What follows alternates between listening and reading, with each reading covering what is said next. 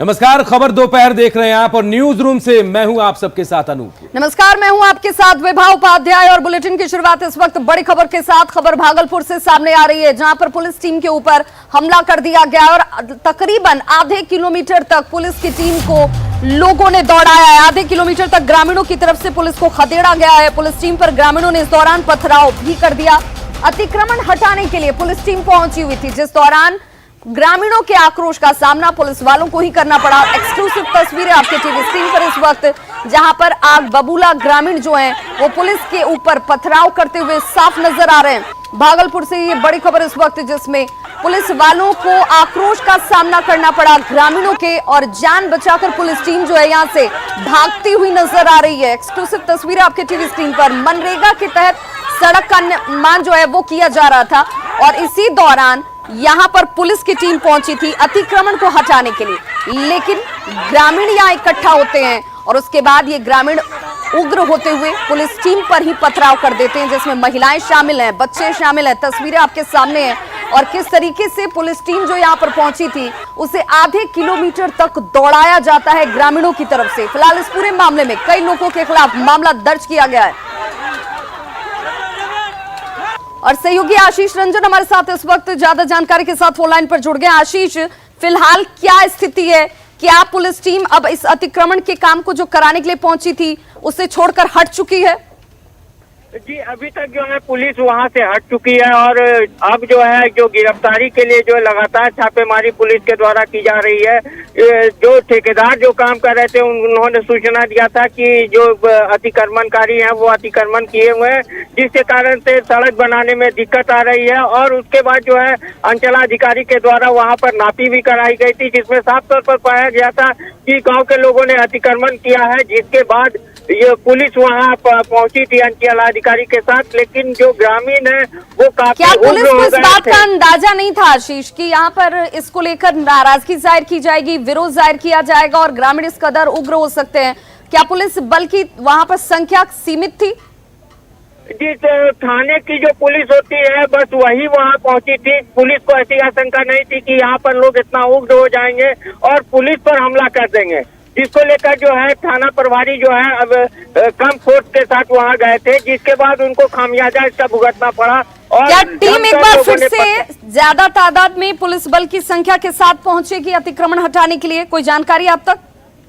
जी, अब जो है वहाँ पर काफी संख्या में फोर्स जो है अब डिप्यूट किया गया है और अतिक्रमण का काम जो है आज एक बार फिर से वहाँ पर हटाने का प्रयास किया जाएगा। और काफी संख्या में पुलिस बल जो है यहाँ पुलिस लाइन से वहाँ भेजी जा रही है, जिसके बाद वहाँ अतिक्रमण जो लोगों ने किया है उसको वहाँ से जबरन हटाया जाएगा। चलिए, बहुत बहुत शुक्रिया आशीष इस तमाम जानकारी के लिए। इस खबर पर नजर बनाए रखिए, आगे भी अपडेट लेंगे। तो मनरेगा के तहत सड़क का निर्माण कराया जा रहा था और उसी दौरान देखिए यहाँ पर पुलिस टीम अतिक्रमण को हटाने के लिए पहुंची, लेकिन लोगों की नाराजगी का सामना पुलिस वालों को करना पड़ा।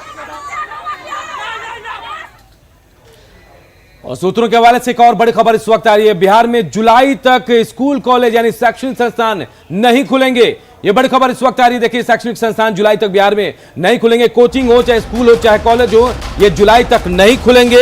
हालात पूरी तरह जब तक सामान्य नहीं हो जाते तब तक ये नहीं खुलेंगे। हालात के सामान्य होने के बाद इस पर फैसला लिया जाएगा। सभी सरकारी और निजी संस्थानों के लिए ये नियम लागू रहेगा। तो सूत्रों के हवाले से बड़ी खबर इस वक्त आ रही है। बिहार में सभी स्कूल और शैक्षणिक संस्थान जो है वो जुलाई तक नहीं खुलेंगे। स्कूल, कॉलेज, कोचिंग संस्थान सभी बंद रहेंगे। हालात जब सामान्य होंगे तब जाकर इस पर फैसला लिया जाएगा। सरकारी हो या प्राइवेट, तमाम संस्थाओं पर, स्कूलों पर यह नियम लागू रहेगा।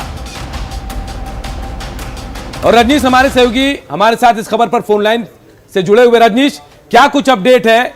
सरकारी स्कूल हो, प्राइवेट स्कूल हो या फिर कोचिंग संस्थान, तमाम के लिए कहा जा रहा है, तमाम संस्थाओं के लिए कि जुलाई तक नहीं खुलेंगे। कब खुलने का उम्मीद जताई जाए खुलने की? देखिए, लॉकडाउन 4 आज पूरा हो रहा है और जो आपदा प्रबंधन कमेटी है, जो कोरोना क्राइसिस मैनेजमेंट है, उसकी बैठक के बाद आज फैसला हो जाएगा कि बिहार में लॉकडाउन खत्म होगा या फिर जो नाइट कर्फ्यू मोड में, क्योंकि सूत्रों के हवाले से ये खबर आ रही है कि कल से बिहार में अनलॉक लागू होगा और नाइट कर्फ्यू मोड में चलेगा। इसी बीच ये भी खबर आ रही है कि जो शैक्षणिक संस्थान जो उम्मीद बनाए हुए थे कि कोरोना क्राइसिस में ये फैसला होगा कि शैक्षणिक संस्थान खोल दिए जाएंगे, लेकिन खबर ये है कि अब जुलाई तक जो भी शैक्षणिक संस्थान है, यानी जो प्राइमरी स्कूल से लेकर हायर सेकेंडरी हो या फिर स्कूल कॉलेज, तमाम शैक्षणिक संस्थान, कोचिंग संस्थान तक जुलाई तक नहीं खोले जाएंगे, क्योंकि अभी शून्य करने की जो बात आ रही है कि सरकार की पूरी तरह से मंशा है कि जो स्कूली बच्चे हैं या कॉलेज के बच्चे हैं उनके स्वास्थ्य के साथ कोई खिलवाड़ नहीं करना है। ऐसे में स्वास्थ्य की सुरक्षा को ध्यान में रखते हुए सरकार ने कहीं न कहीं अंदर खाने में बैठक की है और ये फैसला लिया है कि शैक्षणिक संस्थान जुलाई तक नहीं खोले जाएंगे। जुलाई के बाद हालात सामान्य होगी, उसके बाद फैसला लिया जाएगा। जी अनूप। रजनीश, ऐसे में सवाल ये भी उठता है कि जो सरकारी स्कूल हैं उनके शिक्षकों तक वेतन पहुंचते हैं, लेकिन जो निजी संस्थान चलाने वाले लोग हैं उनके सामने आर्थिक समस्या है। जब जुलाई तक ऐसे संस्थान नहीं खुलेंगे, उनके सामने ये पाबंदी लगाई जा रही है, तो इसको लेकर भी सरकार कुछ सोच रही है? देखिए, इस बाबत जो प्राइवेट स्कूल एसोसिएशन है उसने सरकार को कई बार पत्र भी लिखा है, हालांकि इस पर अभी तक कोई चर्चा नहीं हुई है।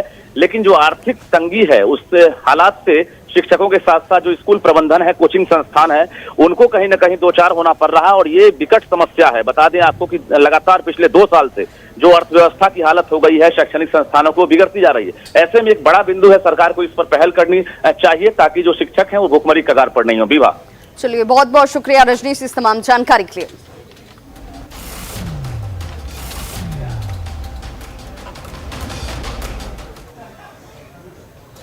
तो अनूप, जिस तरीके से अब हम अनलॉक की तरफ बढ़ रहे हैं, लेकिन कई ऐसी चीजें हैं, कई ऐसे बिंदु हैं जिसे सरकार को ध्यान में रखने की जरूरत है और इसमें शिक्षक जो है सबसे ज्यादा कहीं ना कहीं सफर करते हुए नजर आ रहे हैं।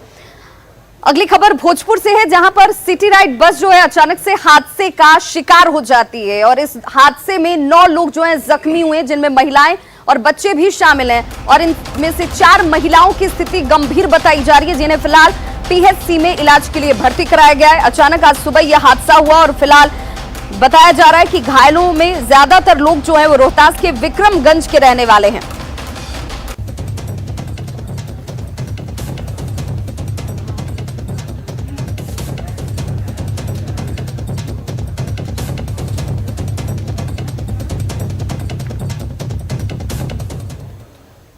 इधर गोपालगंज में एक किसान की पीट कर हत्या कर दी गई। पुरानी रंजिश का मामला बताया जा रहा है और बताया जा रहा है कि किसान को बुलाया गया घर से, उसके बाद उसे इतना पीटा गया कि वो अधमरा हो गया। उसे वहां फेंक कर वो लोग वहां से चले गए, लेकिन इसके बाद जब किसान को गोरखपुर ले जाया गया इलाज के लिए, वहां उसकी मौत हो गई। हालांकि पड़ोसी गुड्डू मांझी के साथ एक और व्यक्ति पर परिजनों ने घर से बुलाकर ले जाकर मारने का आरोप लगाया है। यह पूरा मामला कुचायकोट के रामपुर खरिया गांव का है। परिजनों के मुताबिक पड़ोसियों ने वीरेंद्र मांझी को अपने घर से बुलाया, उसे इतना मारा कि वो अधमरा हो गया। उसके बाद अस्पताल ले जाएगा उसे, जहां उसने दम तोड़ दिया। फिलहाल पुलिस आरोपियों की तलाश कर रही है। गोइल बोलो पटदारी में के गुड्डू नाम के हूँ, लेके गोइल बड़न, दारू पियले बड़न, मरले बड़न, मार के फेंक दिले बड़न। अब फेंक के कहाँ फेंकले रहो? कौन high school? Sanhaula high school लगे, हाई स्कूल के लगे।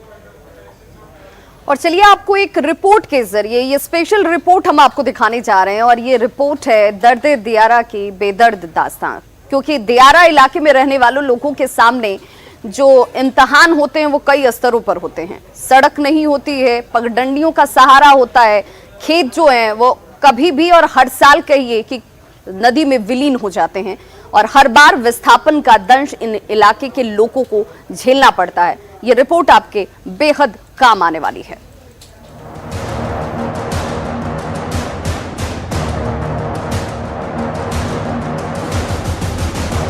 दुनिया मंगल तक पहुंच चुकी है, चांद पर बसने की प्लानिंग हो रही है, मौसम चुनावी होता है तो ये सारी बातें यहाँ भी खूब होती है। दावा किया जाता है कि जीत मिलती है तो जिंदगी संवार दी जाएगी। इन्हीं दावों के बीच चुनावी वक्त गुजर जाता है और जिंदगी जस की तस रहती है। हारने वालों से जवाब मांगा नहीं जाता और जीतने वाले जवाब देने के लिए मिलते नहीं। राजधानी पटना से चंद किलोमीटर की दूरी पर दानापुर दियारा का दर्द यही है। हजारों की आबादी यहाँ बसती है और जनता विकास को तरसती है। आपको जानकर भले ही हैरानी होगी, लेकिन यकीन मानिए हकीकत यही है। दियारा के इलाके के रहने वाले लोगों की नियति बन चुकी है यह तस्वीर। पीपा पुल ठीक इसके बगल में है और पीपा पुल अब पूरी तरीके से टूट चुका है, 2 भाग में बट गया है और उसके बाद जो लोग हैं सालों भर जब तक पीपा पुल फिर से नहीं बन जाएगा, इसी तरीके से अपने छोटे छोटे बच्चों के साथ कई किलोमीटर की पैदल यात्रा इस चिलचिलाती और भीषण गर्मी में पूरी करते हैं और उसके बाद बोट पकड़कर उस पार जाते हैं। और ये कोई आज की बात नहीं है, सालों से यही होते रहा है और हर साल ये लोग वोट देते हैं। इनके विधायक होते हैं, इनके जनप्रतिनिधि होते हैं, मुखिया होते हैं, सरपंच होते हैं, लेकिन इसके बावजूद ये सभी लोग ठगे जाते हैं ऐसे जनप्रतिनिधियों से। दानापुर दियारा के लोगों के लिए सरकार ने पीपा पुल बनाया है, लेकिन पीपा पुल तक पहुंचने के लिए लोग कड़ी मशक्कत करते हैं। तपती गर्मी में कई किलोमीटर की पैदल यात्रा बच्चों के साथ पगडंडी पर करनी पड़ती है। कुछ दिन पहले पीपा पुल भी तेज आंधी और बारिश में टूट चुका है। ऐसे में यहाँ के बाशिंदे दोहरी मार झेल रहे हैं। शहर जाने के लिए लोग पैदल घाट तक पहुँचते हैं और फिर नाव की सवारी करते हैं। जान जोखिम में डालकर ये लोग घरों से बाहर निकलते हैं। बहुत दिक्कत होता है, नाव पर चढ़ते जाना है आना है, बहुत दिक्कत चढ़ने में उतरने में। हाँ तो देख रहे हैं, बहुत देर में देवे तरते हैं। आश्वासन मिला होगा कि कभी व्यवस्था की जाएगी। वो हर बोलते हैं लोग, बच्चे नहीं तरते हैं। यही स्थिति होता है, हर साल होता है, दाम पैदल आना जाना लग जाता है। मैंने अभी आप लोग बोली होंगे मुखिया को, विधायक को, सबको बोलते हैं, कोई सुनाइए नहीं देता है। हम लोग तो बोलबे करते हैं लेकिन वो सुनता है सब। चिराग तले अंधेरे की बात दानापुर के दियारा के लोग बखूबी समझ रहे हैं, लेकिन उम्मीद बाकी है। उम्मीद ये है कि कोई ऐसा जनप्रतिनिधि आएगा जो इनके दर्द को समझेगा और फिर दियारा की तकदीर बदल देगा। लेकिन वो वक्त कब आएगा, इसका जवाब इनके पास फिलहाल तो नहीं। सवाल यही है कि हम बुनियाद की बात कर लें, विकास की बात कर लें, लेकिन हकीकत जो है वो धरातल पर कुछ और ही दिखती है। क्यों नहीं सोचते हैं लोग इस दियारा के इलाके के रहने वाले लोगों के बारे में? इनकी आखिरकार क्या गलती है? कैमरा पर्सन सुबोध के साथ संजय कुमार, न्यूज़ 18 पटना। और अब बात मुजफ्फरपुर में आने वाले एक नए खतरे की। जी हां, हम चमकी बुखार की बात कर रहे हैं। मौसम बदलने के बाद मुजफ्फरपुर में चमकी बुखार का खतरा बढ़ गया है और इसे लेकर अस्पताल जो एसकेएमसीएच पूरी तरह से तैयार है, ये कहा जा रहा है। अस्पताल में इसके लिए स्पेशल वार्ड बनाया गया है। 102 बेड तैयार किए गए हैं। इसमें ऑक्सीजन, वेंटिलेटर और तमाम सुविधाएं मौजूद हैं। अस्पताल के उपाधीक्षक का कहना है कि बारिश के बाद कड़ी धूप बच्चों के लिए खतरनाक होती है। ऐसे में सतर्क रहना बेहद जरूरी है। परिजनों से अपील है कि बीमारी का कोई भी लक्षण दिखे तो तुरंत वो उसे अस्पताल लेकर आए। हमारे सहयोगी सुधीर ने इसका जायजा लिया। बच्चों की जानलेवा बीमारी एईएस से मुजफ्फरपुर और आसपास के जिलों में अब तक लगभग 15,000 से ज्यादा बच्चे प्रभावित हुए, जिनमें 1000 से ज्यादा बच्चों की मौत हो गई। अयास के बाद एक बार फिर यहाँ देखा जा रहा है कि बारिश हुई और उसके बाद तापमान बढ़ गया, तो ऐसी दशा में हीट एंड ह्यूमिडिटी दोनों बढ़ गई है और यही वो हालात होते हैं जब एईएस के केसेस ज़्यादा होते हैं, बच्चों पर उनका अटैक होता है।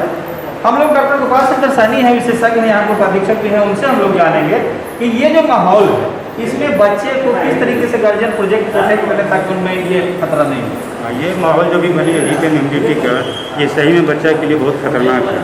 और हम लोगों ने प्रचार प्रसार में भी यही सबको प्रचार प्रसार में यही हम लोग कहते हैं कि इस पोजीशन में बच्चे पर एक्सेस ध्यान देना है।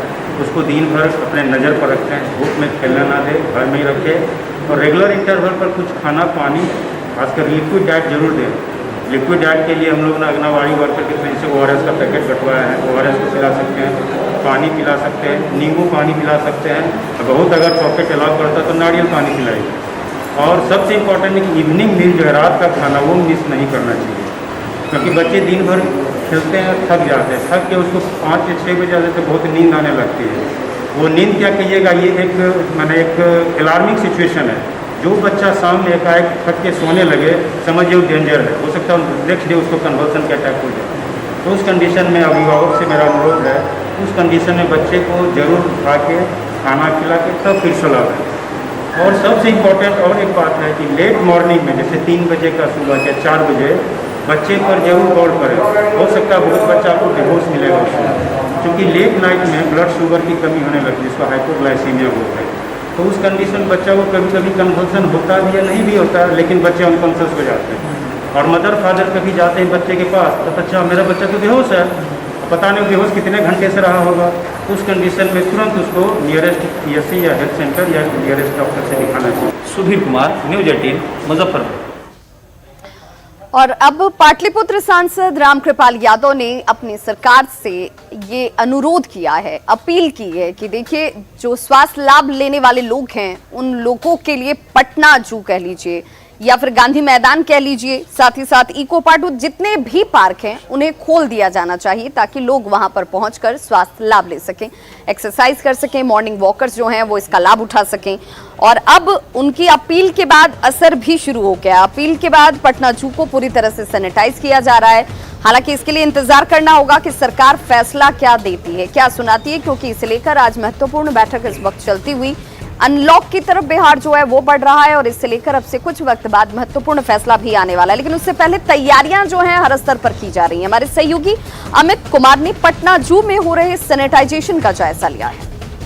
पाटलिपुत्र के जो सांसद हैं उन्होंने मांग भी किया है कि पार्क जो है वो खुले जाए, जू जो है वो खुले जाए। और इसको लेकर के देख सकते हैं कि अभी से ही पटना जू जो है वहां पे सैनिटाइजेशन का काम जो है वो चूंकि लगातार होता रहा है, लेकिन अब चूंकि संकेत मिलने लगे हैं कि जू खुल सकता है मॉर्निंग वॉक के लेकर के, तो यहाँ पे जो है सैनिटाइजेशन किया जा रहा है।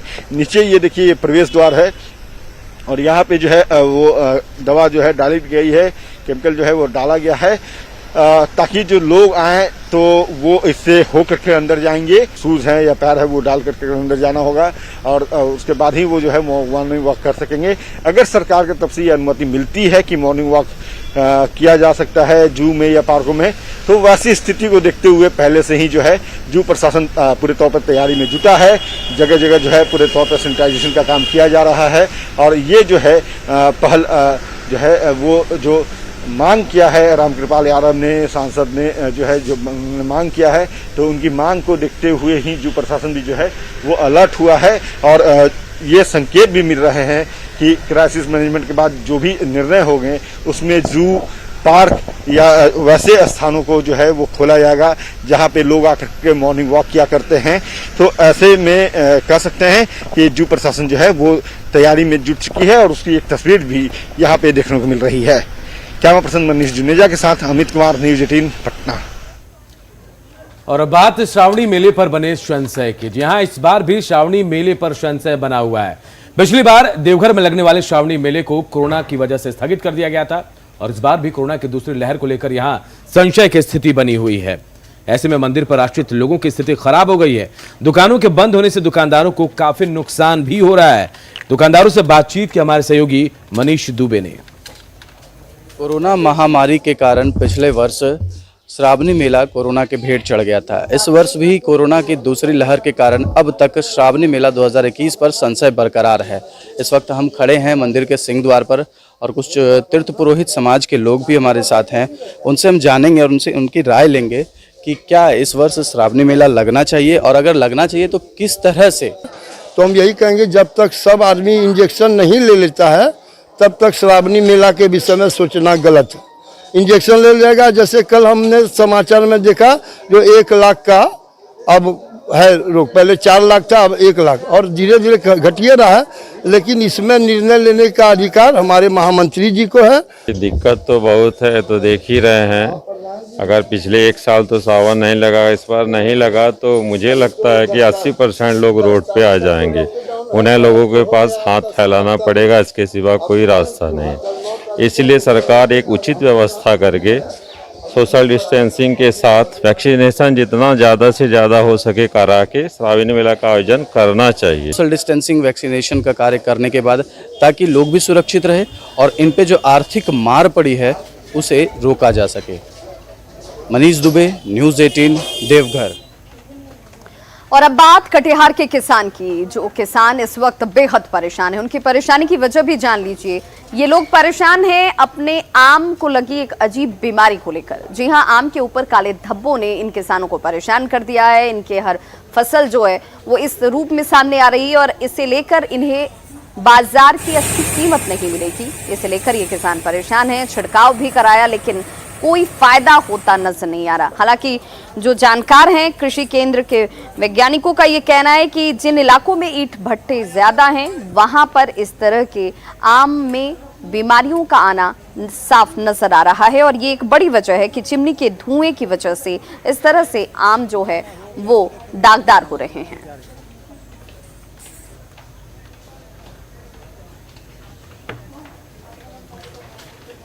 महामारी के कारण लगता है कि कुछ प्रकोप हो गया है बगीचा में भी। पूरा हम लोग का किसान का जितना भी बगीचा से फसल वाले सब हैं, सबसे व्यापारी सबसे हम लोग बात करते हैं तो हर व्यापारी का जो है इस तरह का नुकसान काफी मात्रा में हो रहा है। आम में कोरोना का कोई लक्षण दिखे अब तक तो ऐसा नहीं किसी भी शोध ने बताया है। और जो रोग लगी है उसको आम का काला सीरा रोग कहते हैं, किसान भाई इसको अपनी भाषा में कोयलकी रोग भी कहते हैं। और चूंकि कोरोना के कारण जो एक निराशा का माहौल बना है तो उसको किसान बंधु कोरोना से जोड़ दे रहे हैं। इस रोग का लक्षण उन इलाकों में ज़्यादा देखने को मिलता है जहां पर ईंट के भट्टे नज़दीक में हैं।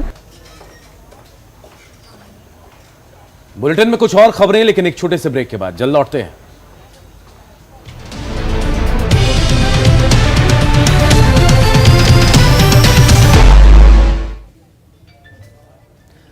पलामू का बेतला नेशनल पार्क पिछले 1.5 सालों से बंद है और इसकी वजह से यहां बेरोजगारी का आलम है, क्योंकि पूरे गांव के लोग पार्क पर निर्भर करते हैं। यहां कई ऐसे गाइड हैं, रजिस्टर्ड गाइड, जो यहां लोकल गाइड का भी काम करते थे, जो बेरोजगारी में बेहाल हो गए हैं। कईयों का परिवार चलाना मुश्किल हो गया है तो कई कर्ज में डूब गए हैं। सभी लोकल गाइड दिन भर पार्क के मेन गेट के पास बैठकर उम्मीद भरी निगाहों से ताकते रहते हैं, लेकिन रोज निराशा ही हाथ लगती है।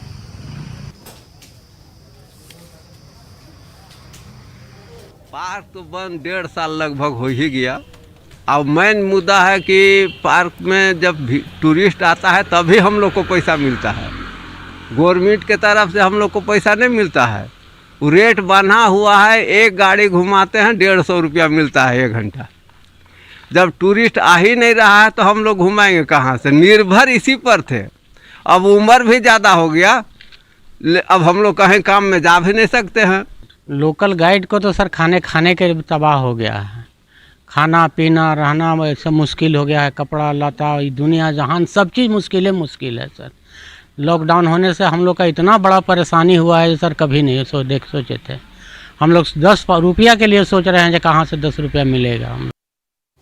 बेतला नेशनल पार्क पूरे गांव के लिए एक अर्थव्यवस्था के रूप में है। यहाँ गांव के हर लोग यहाँ से कुछ पैसों की कमाई करते हैं। ऐसे में पिछले 1.5 सालों से यह बेतला नेशनल पार्क बंद है। हमारे पीछे आप देख सकते हैं यह पार्क का मुख्य द्वार है और 1.5 सालों से लगभग यह पार्क बंद है। यहाँ पे कोई भी टूरिस्ट एक्टिविटी नहीं हो पा रही है, जिस कारण लोकल गाइड के रूप में काम करने वाले ग्रामीण बिल्कुल बेरोजगार हो गए हैं। उनके पास कोई भी काम नहीं बचा है। लोग पैसों के लिए मुहताज हो गए हैं। कई के घरों में खाने तक की व्यवस्था नहीं है, कई घरों में शादियां हैं तो पैसों के अभाव में नहीं हो पा रही हैं। लगभग 1.5 सालों से पूरे गांव की स्थिति यही है, क्योंकि यह पूरा गांव आपको बता दें कि बेतला नेशनल पार्क के सहारे ही इनकी रोजी रोटी चलती है। ऐसे में सबों के सामने घर चलाने की स्थिति गंभीर हो गई है।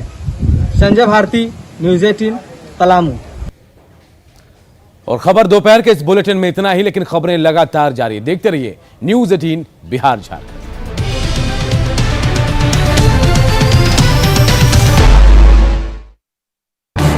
इस न्यूज हेडलाइंस के प्रायोजक पेट सफा आयुर्वेदिक चूर्ण। पेट सफा हर रोग दफा।